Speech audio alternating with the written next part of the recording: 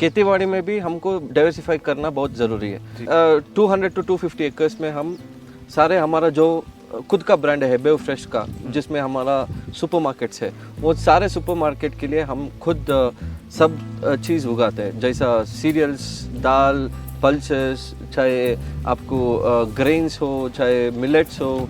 Timber plantation किया। Timber में हम एक चंदन चंदन पेड़ जैसा जो श्रीगंध बोलता है, वाइट सैंडल बोलता है, उसका हम उगा रहा है। दूसरा टीक है, तीसरा महागनी है। चंदन सपोटा, एक लाइन आम और चंदन।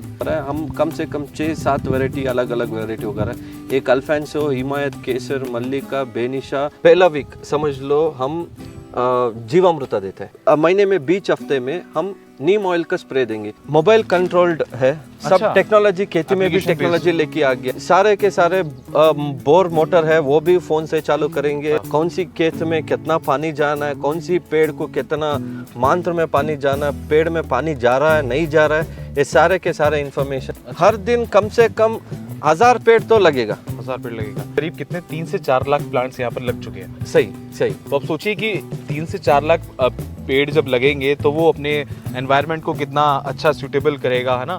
डेयरी पालन, पशुपालन के साथ साथ में खेती, और खेती भी ऐसी जो आपको 12 महीने कुछ ना कुछ आय देती रहे।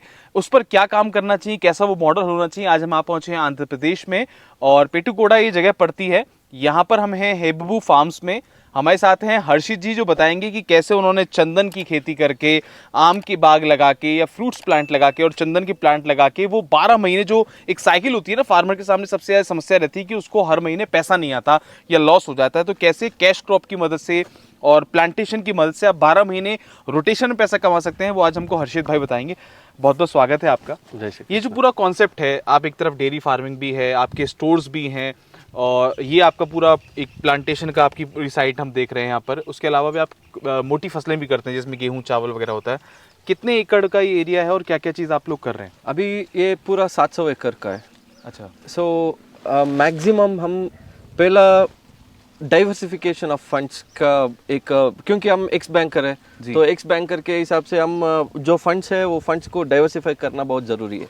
खेतीबाड़ी में भी हमको डाइवर्सिफाई करना बहुत ज़रूरी है जी। हम समझ लो एक 200 to 250 एकर्स में हम सारे हमारा जो खुद का ब्रांड है हेबेव फ्रेश का, जिसमें हमारा सुपरमार्केट्स है, वो सारे सुपरमार्केट के लिए हम खुद सब चीज़ उगाते हैं, जैसा सीरियल्स, दाल, पल्सेस, चाहे आपको ग्रेन्स हो, चाहे मिलेट्स हो, चाहे सब्जी हो, स्पिनच हो, और तेल, सब हमारा वुड प्रेस्ड ऑक्स ड्रिवन हमारा पास तेल है। सारे चीज़ हम एक जगह से ही उगाता है। और दूसरा चीज़ है, अब जहाँ पे हम खड़ा है, ये सब लॉन्ग टर्म के लिए।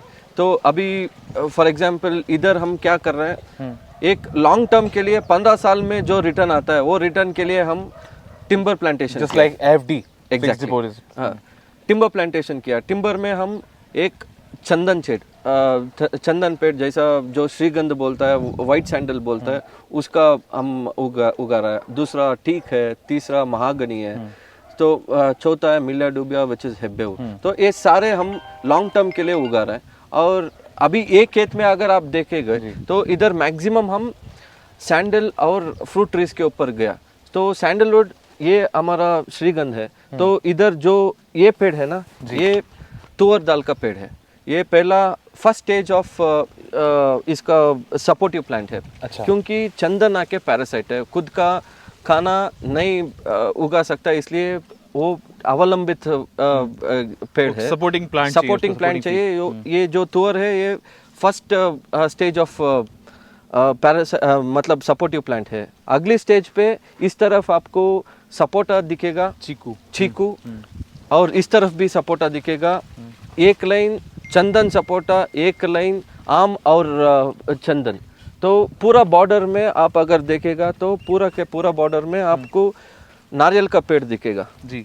तो हम हर एकड़ को डिवाइड किया है। अच्छा। 1 एकड़ को डिवाइड करके हर 1 एकड़ पे बॉर्डर पे कोकोनट ट्रीज लगाया, ताकि वो 4 साल 5 साल के बाद वो फसल आए जी। ये जो फ्रूट ट्रीज है, ये 4 साल 5 साल के बाद फसल आएगा। फसल आएगा। तो इधर फ्रूट ट्रीज में हम आम उगा रहे हैं। आम में एक वैरायटी आम नहीं उगा रहे हैं, हम कम से कम 6-7 वैरायटी अलग अलग वैरायटी उगा रहे हैं। एक अल्फांसो, हिमायत, केसर, मल्लिका, बेनिशा और तोतापुरी, ये 4 है।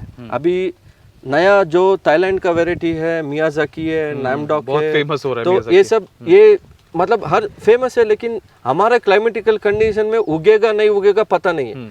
तो इसलिए ये साल जो ऑलरेडी ग्रोन प्लांट्स है वो लेके आके डाला, तो वो अच्छा फसल भी दिया है। तो इस साल पे चालू कर दिया नामडॉक, और चिल्ली मैंगो है, बनाना मैंगो अभी है। हम कैलकुलेशन कर रहे थे तो करीब कितने 3 से 4 लाख प्लांट्स यहाँ पर लग चुके हैं। सही सही। तो आप सोचिए कि 3 से 4 लाख पेड़ जब लगेंगे तो वो अपने एनवायरनमेंट को कितना अच्छा सूटेबल करेगा, है ना। और इको फ्रेंडली सब चीज़ें होंगी। यहाँ पर इको टूरिज्म का भी बहुत सुंदर मॉडल है। इसके अलावा ये सब चीज़ें ऑर्गेनिक है, 200% ऑर्गेनिक। जो यहाँ गाय का सब चीज़ें हो रही हैं, यानी गौ आधारित कृषि भी कह सकते हैं, गोबर गौमूत्र सही। वगैरह से। देखिए हम इधर प्लांट को ऐसा डिवाइड किया है, हर महीने को 4 हफ्ता है। Every month has got 4 weeks. जी पहला वीक समझ लो हम जीवामृत देते हैं। जी। प्लांट की न्यूट्रिशंस चाहिए तो जीवामृत देता है।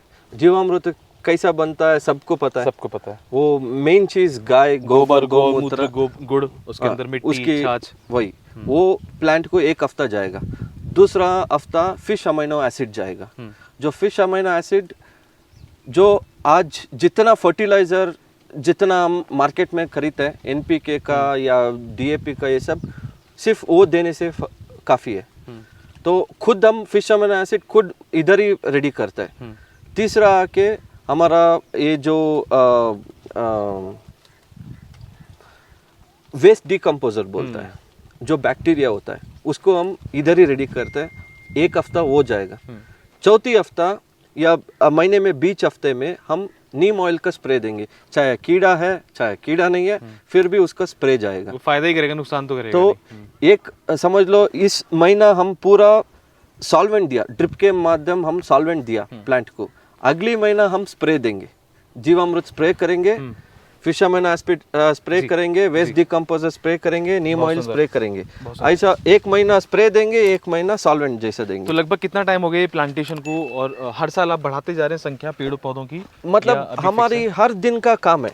हर दिन कम से कम 1000 पेड़ तो लगेगा। 1000 पेड़ लगेगा।